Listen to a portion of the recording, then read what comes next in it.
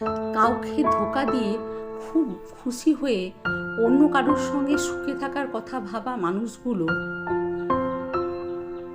পরবর্তীকালে এত খারাপ পরিস্থিতির শিকার হয় যে তারা সেটা মেনে নিতে না পেরে আবার অন্য আরেকজনের হাতে ধরা দেয়।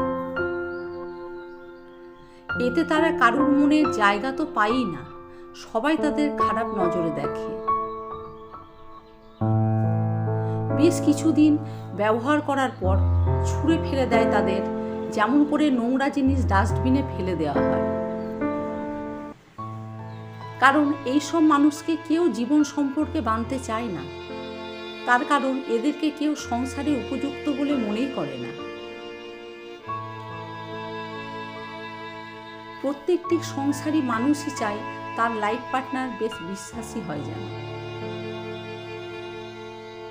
কারণ একটি সুস্থ সম্পর্ক গড়ে ওঠে বিশ্বাসের ভিত্তিতে। যে সম্পর্কে বিশ্বাস নেই সে সম্পর্ক মূল্যহীন।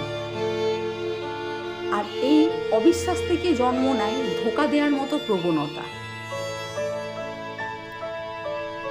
আজকাল দেখছি কত মানুষ নিজেদের সুন্দর সংসার ছেড়ে অন্যের হাত ধরে বেরিয়ে যাচ্ছে। তারা একবারের জন্য চিন্তা পর্যন্ত করছে না যে নিজেদের কত বড় ক্ষতি করছে তারা।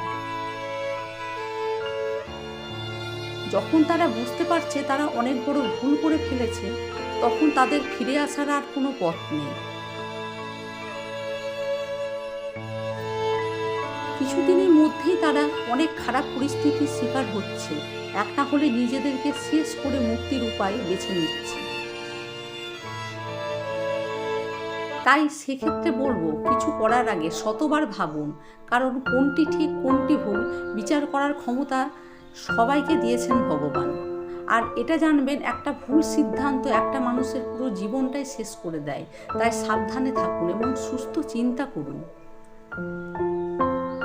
ভিডিওটি যদি ভালো লেগে থাকে লাইক শেয়ার কমেন্ট করে পাশে থাকার অনুরোধ রইল বন্ধু।